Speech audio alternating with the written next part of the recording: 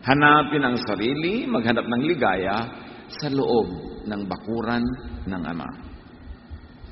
Hingin mo kung ano ang gusto niyang ibigay sa iyo. Hingin mo kung ano ang dati na niyang ibinigay noon pa sa iyo. At matatanggap mo. Sasaya ka.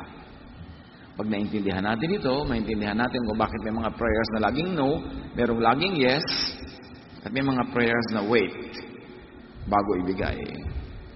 To receive what you want from God, ask for what God wants for you. Not only for what you want for yourself, not for what you think you want or you like or you deserve, but you should want and ask for what God wants for you. Kasi siya ang Diyos. Siya ang magbibigay. Siya ang sasagot.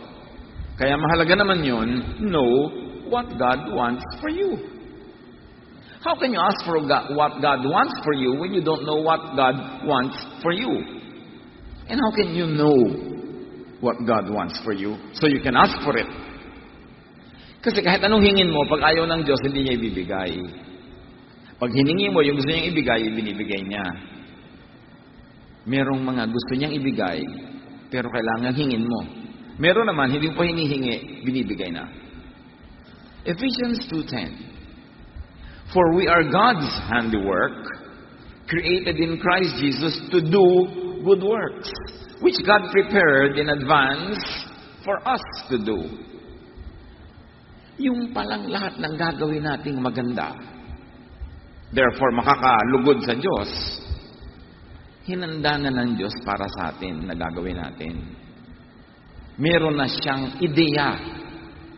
Bago pa man tayo isilang kung anong ipapagawa niya sa atin.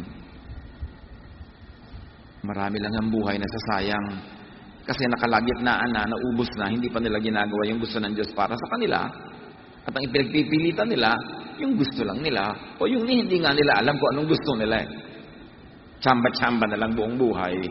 Hit and miss hanggang natapos na lang ang earthly life, wala pang nangyari.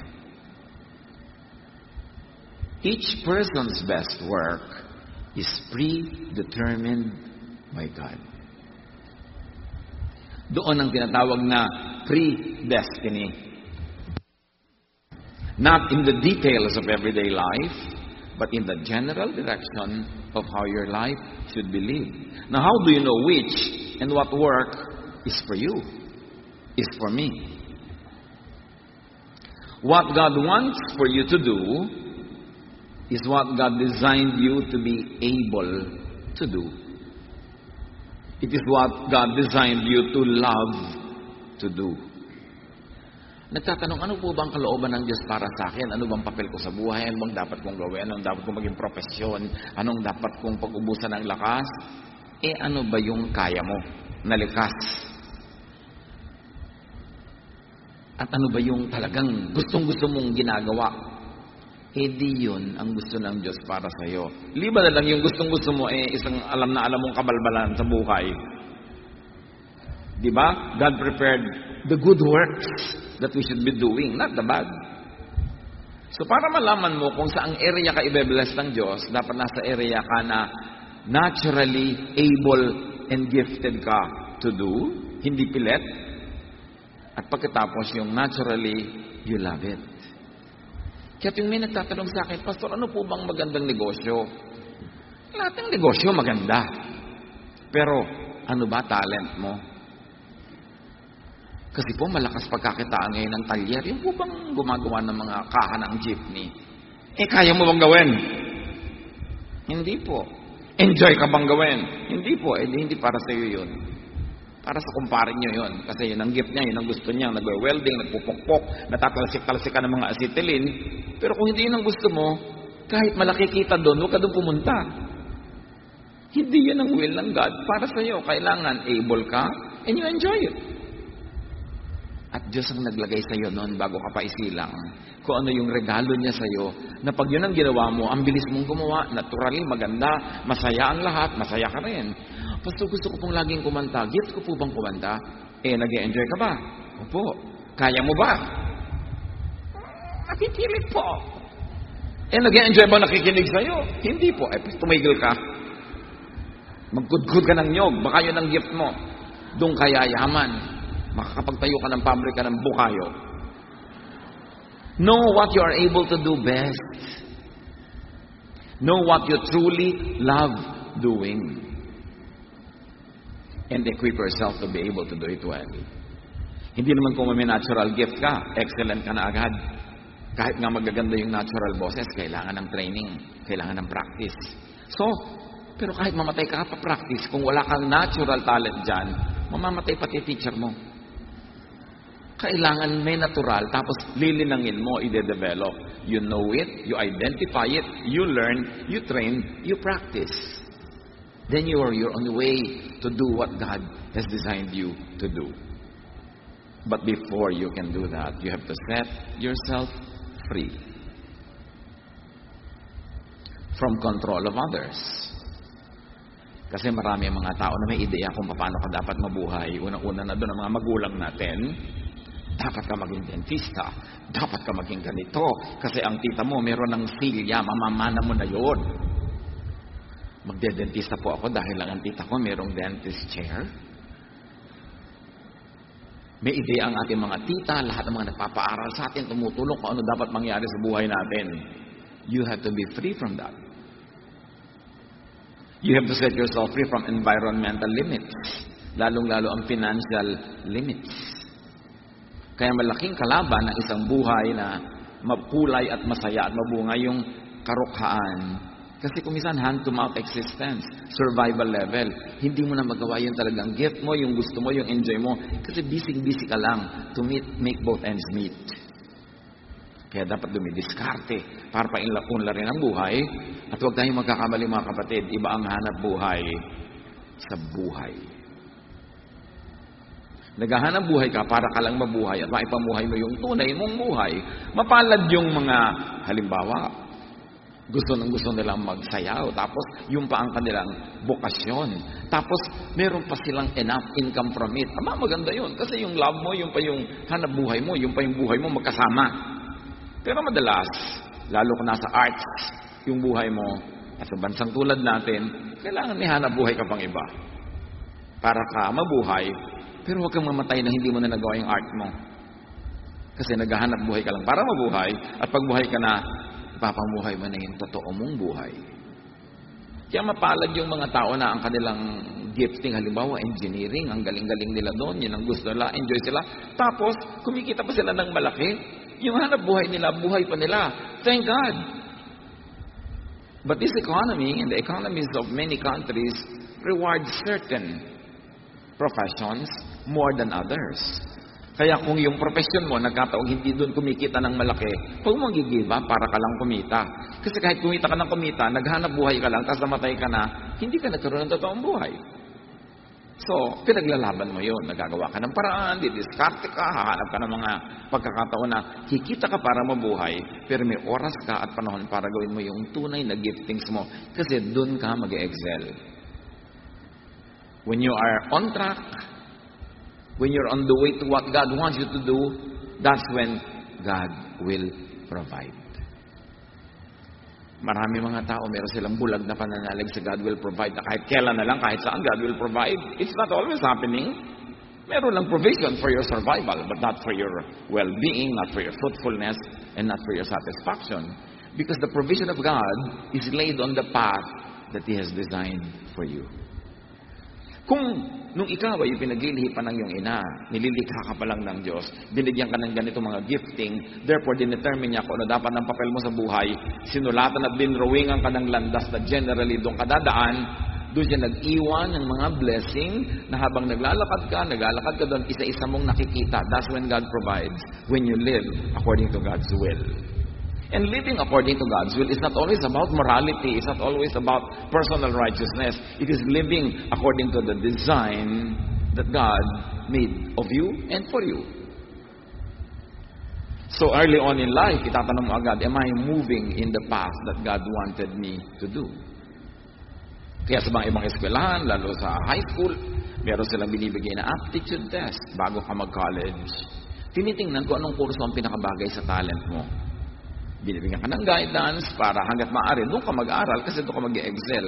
Yan ang gift mo eh. At hindi lang yan na-discover ng mga psychologists.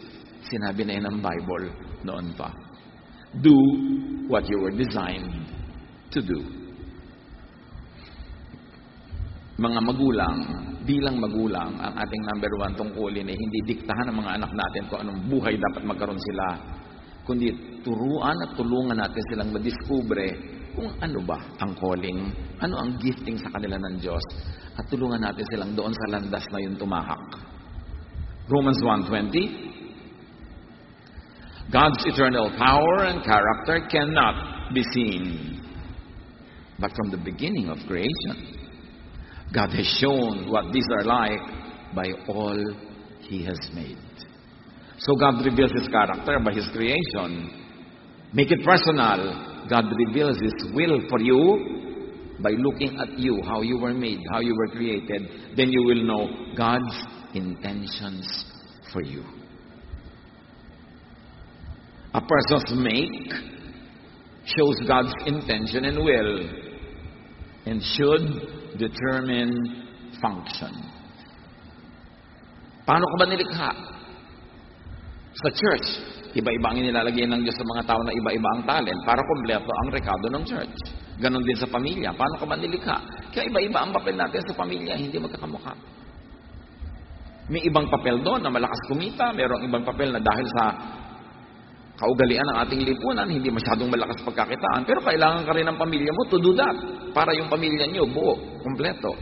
Sa mag-asawa, mayroong isa sa inyo probably na ang hanap buhay mas nakakapag-uwi ng pera, pero hindi ibig sabihin na yun ang mas mahalaga. Kasi yung galing at husay nung kabila, na hindi masyadong may economic power, yun na siguro ang nagbibigay naman ng soul, ng life, ng color sa inyong family life.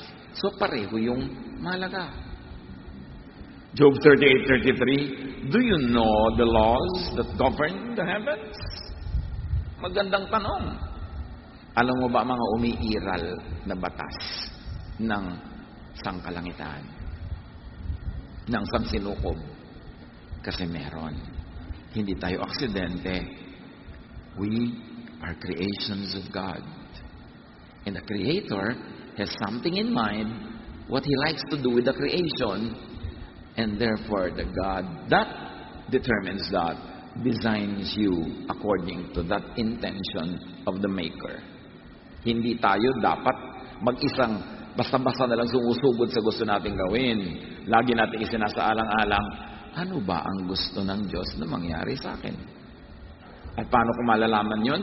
Titingnan ko ang aking likas na galing, ang husay, ang hilig ko. Kasi ba't inilagay yun ng Diyos doon? Definitely, yun ang gusto niyang papilin ko sa buhay. Psalm 104 verse 5, you build foundations of the earth and it will never be shaken. It is only telling us that when the Lord builds, when the Lord designs, meron yung eternal purpose and eternal power that can never be changed. Jeremiah 13:23, can an Ethiopian change his skin? Or a leopard its spots? Obvious answer is no. Diyos ang lumikha sa lahat. Kung ang Ethiopian ay black yung skin, huwag mong piliting ibabad yan sa hydrogen peroxide para pumuti. Nakakalapnos-lapnos tuloy sa pagpapaputi. Iba-iba ang kulay ng mga tao. Diyos ang may likha. Kaya lang gino-glorify ko minsan yung certain color. Halimbawa, sa world politics and world economy, kung ang mga makapangyarihan ng mga taong puti, ang standard ng beauty ay puti. Pero kung nagpapaandar ng buong mundo, halimbawa ay mga maiitim, yun ang standard ng beauty. Kaya kung ang puti-puti mo, inferior na inferior, pero nakakaya naman ako, puti-puti ko. Buti pa yung pinsa ko, ang itim-itim. Pero dahil na-i-influence tayo, maging ng relihiyon, kasi may mga imahe ng mga puo na puro puti. Tapos ang imahe ng demonyo, maitim. Kaya magkaka-inferior ka nga. Tapos yung kulot-kulot pa. Hindi kung kulot-kulot ka, gusto mong ipatuwid yung buhok mo ngayon. Kasi yun ang standard ko, ano dapat ang magandang buhok. Inuulol lang tayo ng advertising. Yung mga factory ng mga pampaganda ng pampamakeup, siyempre nagpo-produce sila ng pampaputi. Huwag mo malagay sila ng mga modelong puro mapuputi para tularan mo dahil para bilhin mo ang product nila. Huwag kayong pauto sa advertising. Lahat tayo magaganda. At sino man ang hindi sasang-ayon dyan, makipagtalo kayo sa Diyos. Dahil siya lumikha sa atin eh. May purpose ka. Paano po ako, pastor? Isa po akong lalaking hindi katangkaran. Aba, lagi kang matatanggap sa Navy, lalo sa mga U-boat, yung mga submarine. Kasi hindi pwede doon na matatangkad, na uuntog lagi. May hanap buhay na pang sayo. Di ba? Merong pang kanya. Iba-iba. Ang point lang ito isinisiksik mo ba ang sarili mo doon sa hindi ka naman ginawa ng Diyos para doon? Kaya ka nagmumukhang second class. Kaya ka nagmumukhang third class. Kasi wala ka sa tamang lugar. Live by the talents God gave you. Kung ano binigay sa'yo, huwag mong pang-inggitan yung talent ng iba kasi Diyos din ang nagbigay nun. Pakinabangan mo. Alam mo, ang galing niyang kumanta, ikaw hindi. Makinig ka ng makinig. O, di ba? Nakinabang ka sa ganda ng boses niya. Kailangan, pakinabangan mo yung galing ng iba. Huwag mong labanan. Para ka mag-enjoy. Romans 12:6, we have different gifts according to the grace given to each of us. Yung gift mo, carry mo yan. Yung gift ng iba, hindi mo yung carry. Huwag mong pilitin. Kahit yung academic giftedness, may mga tao talaga ang galing sa academics. Meron naman sa iba magaling. Pag in-observe nyo, karamihan sa mga magagaling sa academics, bobo sa love life. Yung ang tali-talinong babae kung sino-sino nagugustuhan, yung mga ganon, ganon talaga. Sa arithmetic siya magaling, sa physics, sa geometry, alangan mo pati sa pag-ibig, siya pati na pinakamagaling. Kanya-kanya ng galing sa buhay. Kaya hindi dapat kino-compare ang sarili. The Lord, yung sinasabing the Lord will give you your heart's desire, does not have to be a case-to-case specific transaction na, Lord, gusto ko to, ibigay niyo sa akin. Ang daming usapan naman nun, papagurin mo ng Diyos, kapapakinig sa'yo, and sa 6 billion other people on the planet. Pag sinabing the Lord will give you your heart's desire, it happens automatically when you live according to God's design, meaning God's will, when you follow natural law. Hindi na kailangan magpasya ang Diyos every day, every hour, every minute, every second kung anong ibibigay sa'yo. Pag nabubuhay ka ayon sa landas na ginawa niya para sa'yo, revealed by your natural inborn talent and inclination, automatic na lahat ng kailangan mo ibibigay niya. Hindi na kailangan ng araw-araw na transaction. That is what it means that you do what the Lord wants. Laging tanong ng tanong tao, ano po kaya ang Lord's will para sa akin? Abay, di tingnan mo ang talent mo, tingnan mo ang galing mo, di yan ang will niya para sa'yo. Hindi yan detailed na nakaka-oppress na nabarawat detail, pati isusuot mo anong kulay. Hindi ganun. Yung general direction. Sino po kaya ang Lord's will para sa akin? Aba, edi yung gusto mo, at gusto ka rin. Kung ikaw lang may gusto, hindi ka naman niya gusto, takbo ng takbo pag nandiyan ka, hindi Lord's will yun. Kaya buhay ko sa mundong ito, distributes them to each one just as He determines. Yung mga gifting, kahit spiritual gifting, Diyos ang nagpapasya.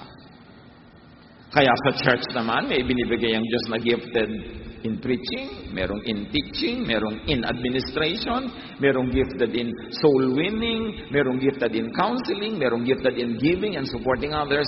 Lahat yun, Diyos ang may bigay. Para pag pinagsama-sama kayo, merong isang kumpletong community, merong isang kumpletong pamilya.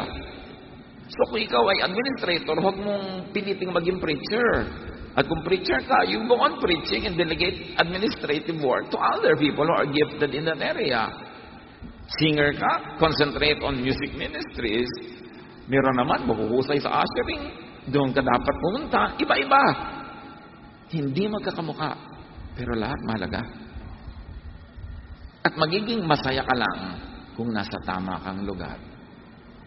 Huwag kang magsiksik sa choir dahil lang may crush ka doon. Kasi kung crush ka rin niya, kahit nandun ka sa mga bundok-bundok at nandun ka sa soul winning, pupuntahan ka nun. Doon ka dapat sa kung saan nilagay ng Diyos. Kung saan nakahubog, nakabagay, nakatugma ang buo mong pagkatao. God's will is a general direction, not every specific step you take. That is your personal choice. So do not problematize your natural self.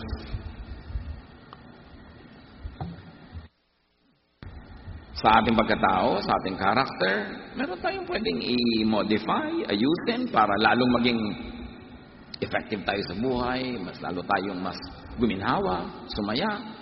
Pero may mga bagay, lalo yung mga likas na likas, kailangan tanggapin mo, i-celebrate mo, ipamuhay mo.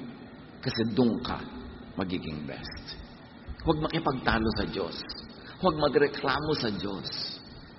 Diyos ko, bakit po ba naging Filipino citizen ako? Ang daming bansa, kailangan ng visa.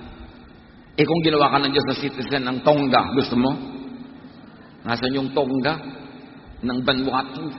Gusto mo? Maging citizen ka ng mga bansa na kung lumulubog na ngayon sa tubig dahil konting-konti lang angat nila sa meron mga bansa. Iba-iba. Huwag kang magreklamo sa citizenship mo, napakapalad mo nga. Dahil napaka-blessed ng bayan natin. According to the latest studies, among the 30 countries studied, ang bansa na may pinakamataas ng pananalig sa Diyos, Pilipinas. Yung pala, ang salamat na. Kaya tayo nagsusurvive sa lahat ng nangyayari sa atin because of that unshaken faith and unshakable faith. At ang bansa na may pinaka-least incidence of atheism, Pilipinas na naman. Among 30 countries studied. So, kung saan kayo nilagay ng Diyos, pasalamat ka, bakit po ba dito sa pamilya nga pwede sinilang? Diba? Mas marami pang pamilya na mas magulo ko doon ka nalagay, pero buhay pa rin naman sila. Isaiah 45:9, woe to those who quarrel with their maker, those who are nothing but potsherds among the potsherds on the ground. Does the clay say to the potter, what are you making? Does your word say, the potter has no hands? Kung ikaw daw ay palayok na nililikha nung gumagawa ng palayok, nagreklamo ka ba sa kanya? Bakit ganyan ginagawa mo sa akin? Bakit ganyan ang korte ko? Ba't wala akong tangkay? Ganon. Puti ka lang. Hayaan mo yung maker na gumawa sa iyo. Huwag ka magreklamo dyan. 1 Peter 4:10, each of you should use whatever gift you have received. So do not problematize other people's natural selves. Pastor, ba't kaya yung anak ko ganito? Ibang-iba naman ang inaasahan ko. Bakit gano'n noon? Sabi ko, bakit? Biik ba ang anak mo? Hindi naman po. Kambing ba? Hindi po. Tao? Pala eh. Tao ka, tao yung anak mo. Iba-iba talaga ang tao. Hindi magkakamukha. Kung pilitin na yung anak mo magswak sa mga ini-imagine mo kung dapat kung ano yung anak mo. Magpakananay ka na lang. Kasi ikaw ang pinagbigyan ng ganyang anak. Ibig sabihin, gift yan sa'yo ng Diyos. Gift po. Tingnan mong mabuti. Para ma-realize mo, pero huwag mong ipilit yung gusto mo. Tingnan mo ang kanyang karakter. Marami nga mga anak sila itinatakwil-takwil, kinakawawa ng bata, pagtanda ng magulang, yun ang nag-aalaga Maraming ganun. So tingnan mo kung anong mabuti sa bawat isa, and do not change people according to your fantasy. Because if you're only using me to fit your fantasy, you're really not in love, so let me go. Parang Karen Carpenter, ano? Huwag ganon, kahit kayo may mga nobya, pinipilit na mag-sweet kayo sa fantasy niya. Yung nobyo niyo, gusto niya, ang buhok mo yung hanggang tuhod. So, ikaw ang pahaba. Ito, wig. Pakasalan mo yung wig. Bakit mo ko pinipilit mag-swak sa gusto mo? Kung ayaw mo sa akin, sorry na lang, we both lose. But I will not change to suit your fantasy. Dapat ganon. Yung ginagalang ka, ina-accept ka, hindi pinipilit kang ibahin. Why go with somebody who wants to change you to suit his or her fantasy? It's going to be stressful. At pag ihiwalay din lang kayo bukas, di ngayon na. Para makamove on ka na ngayon. Mas maaga. Help others develop and live by their God-given talents and nature. Lalo magulang ka, kapatid ka, kaibigan ka, huwag mong kontrahin yung nature ng tao. Turuan mo siya how to develop it in the best possible way. Do not force others or yourself to change beyond your natural self. At ulitin ang Jeremiah 13:23, can an Ethiopian change his skin or a leopard its spots? The obvious answer is no. Lalong-lalo na sa technology available at the time when the verses were written.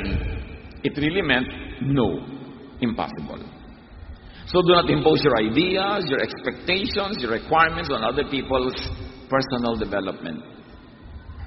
Kahit ka pa may authority over them, especially if you have authority over them, do not misuse your authority. Use it to nourish them, to help them, not to dictate on them. Kahit mga magulang. Ephesians 6:4, Fathers, do not exasperate your children. Instead, bring them up in the training and instruction of the Lord. Not only of yourself, not only your instruction, not your version of truth, but the version of the Lord.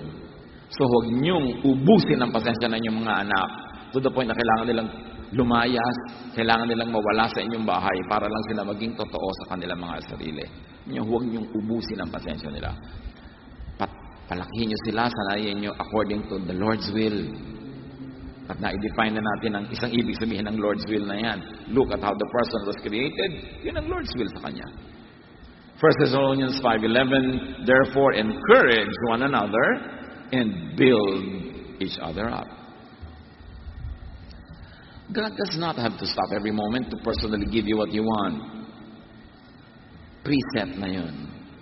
Pag nabubuhay ka in the center of God's will, according to how you were designed, God already gave you what you will want. Isaiah 65:24, Before they call, I will answer. While they are still speaking, I will hear. Ibig sabihin ng Diyos, no need to tell me, alam ko na yan. Live according to my will, and you will receive the desires of your heart. But first, be true to your heart. Be true to the heart I gave you. God already set into natural, automatic motion how you would get what you want. Romans 9:20, Who are you, a human being, to talk back to God? Shall what is formed say to the one who formed it, Why did you make me like this? Yan, sino ka? Para magtanong sa Diyos kung paano kanya nilikha. Walang mangyayari sa iyo pag nakipag-contest ka sa iyong mga unchangeable truths. By being true to yourself, meaning being true to God's design, you would naturally want what God willed for you to want and to have. Pag totoo ka sa sarili, ang magugustuhan mo, yung gusto ng Diyos na gustuhin mo, at kung ang ginusto mo ay yung gusto ng Diyos na gustuhin mo, matagal na niyang ibinigay yon nun pa. Naghihintay lang ng release date. Time release ang mga blessing na yan. Pero kailangan, yung gusto mo, yung gusto ng Diyos. Do not try to be somebody else. Do not try to desire what is for others. That's why I always remember fondly a poem we learned in high school, one of the many, Sonnet 29 by William Shakespeare. When in disgrace with fortune and men's eyes, I all alone beweep my outcast state, and trouble depth heaven with my bootless cries, and look upon myself and curse my fate. So Shakespeare is talking from the point of view of someone who's unhappy with himself. Mag-isa lang daw niyang itinatangis ang kanyang abang kalagayan at nabibingin niya ang langit sa kanyang mga iyak at daing na di naman dinidinig. Sabi niya, tinitingnan ko ang sarili ko at wala akong magawa kundi sumpain ang mapait kong kapalaran. So this is a person mourning his or her own life. To go on with the sonnet, wishing me like to one more rich in hope, featured like him with friends possessed, desiring this man's art and that man's scope, with what I most enjoy, contented least. So tumitingin siya sa mga tao sa paligid niya, sabi gano'n, sana siya na lang ako na lang katulad niya. Para ako maganda, masaya, sabi gano'n. Tulad niya, maraming kaibigan, ako hindi masyado. Hinahangad ko yung galing niya sa ganitong art. Hinahangad ko yung galing niya sa ganong mga ginagawa niya. Tapos ako naman, ang konti-konti lang na-enjoy ko sa buhay. Hindi ako makontento. Yung nagreklamo niya sa kanyang buhay. Pinagnanasaan ang buhay ng iba Pinagnanasaan ng para sa iba. Kaya sabi nga sa Ten Commandments, you shall not covet thy neighbor's goods, thy neighbor's wife, thy neighbor's everything. In other words, dahil doon, inggit siya sa iba. Isa sa mga malakas tumira ng kalusugan ng inggit. Sumisira ng disposisyon, sumisira ng ligaya. Yung inggit na yan. At naiinggit ka pag ang tinitingnan mo yung binigay sa iba at the expense of ignoring, or in the process you ignore what God gave you.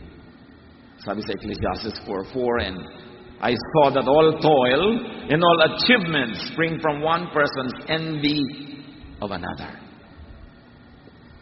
Sabi ganun, lahat ng paghihirap, pati achievement, ang pinagmumulan, inggitan. Kaya nagtatataas ang grade ng estudyante yan, gusto niyang taasan yung grade ng kanyang katabi. Kaya marami daw schools ngayon, hindi na uso yung grading. Kasi you go to school not to compete with one another, but to learn. Pero habang may mga first, second, third honor, may competition ang mga nanay. Kaya pinagdudukdukan yung mga anak, mag-aral ka, nakakaya sa kaibigan ko, siya aakyat sa entablado, ako hindi. Di ba? Yung mga ambisyosang mga nanay, kumisan na nagtutulak sa mga anak na sobrang maging competitive. Dapat kung ano yung galing mo, doon ka. Mami, ang galing-galing ko po sa reseso. Ito pambawan, anak. Siguro yan ang gift mo. Di ba? Dahil kasi pagdukdukan mo yung anak mo para maging magaling sa trigonometry. Ang galing-galing sa geometry, papagawin mo lang pala ng parol. Sine ka pa, cosine, tangent, cotangent, parol lang pala ang kakauwian ang gagawin niya. Bagamat kung gift mo yun, edi maganda. Pero kung pinilit ka, ano nangyari sa buhay mo? Sa pagpapatuloy ng Sonnet 29, sa wakas sa tauhan siya. Ganyan ang mga sonnet si Shakespeare May resolution sa dulo. So niya, yet in these thoughts myself almost despising, happily I think on thee, and then my state. Sabi niya, dito sa akin pag nadalamhati, bigla akong sumasaya pag naiisip kita. At ang aking kalagayan. And like to the lark at break of day arising from sullen earth, sings hymns at heaven's gate.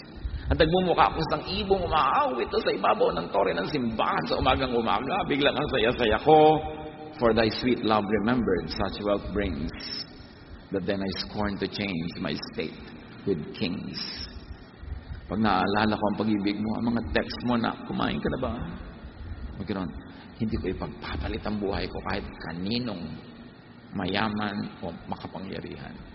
Sasaya ka pag naisip mo ko ano yung meron ka na tunay mong ikinaliligaya. Knowing, appreciating what one has, gives wealth and happiness. At I'm sure kayong lahat na memorize nyo rin ang Sonnet 29 noon. O absent kayo nang ituro yun. Ay, ganun pala yung Sonnet 29. Kaya maganda yung mga nag-aaral tayo ng poetry. Kasi kumbaga bundok-bundok ng mga ideyana, sisiksik sa konting salita ng magagaling na mga makata. So the first order of business is to know who you are per God's design. Then you will know who you should be. 1 Corinthians 15:10, but by the grace of God, I am what I am. And His grace to me was not without effect. May talab ang grasya sa akin ng Diyos. Ako ay ako, at ang grasya ng Diyos ay sapat para panindigan ko yan at para maging makabuluhan ang buhay ko, being I am who I am. Psalm 139:13, for you, not others, not me, you created my inmost being. You knit me together in my mother's womb. The first order of business is to know what you really want and to work for it, to work alongside it. Jeremiah 29:11-12, sabi ng Diyos, I know the plans I have for you. Plans to prosper you and not to harm you. Plans to give you hope in the future. Then you will call on me and come and pray to me, and I will listen to you. Come to me, ask about my plans for you, because I know the plans, and I will listen to you. Live according to my plans for you.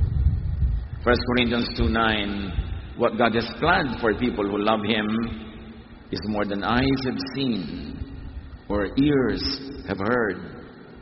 It has never even entered our minds.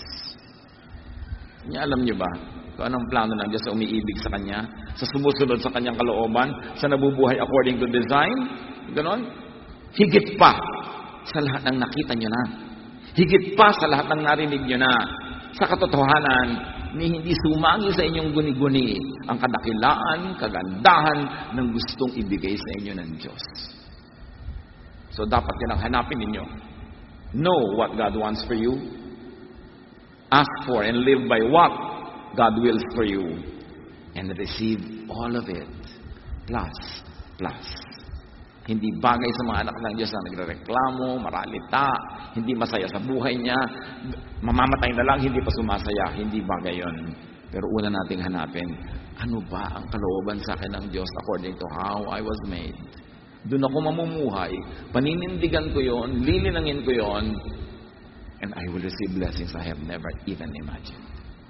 Dear God, we thank you for the beautiful plans you have for each one of us.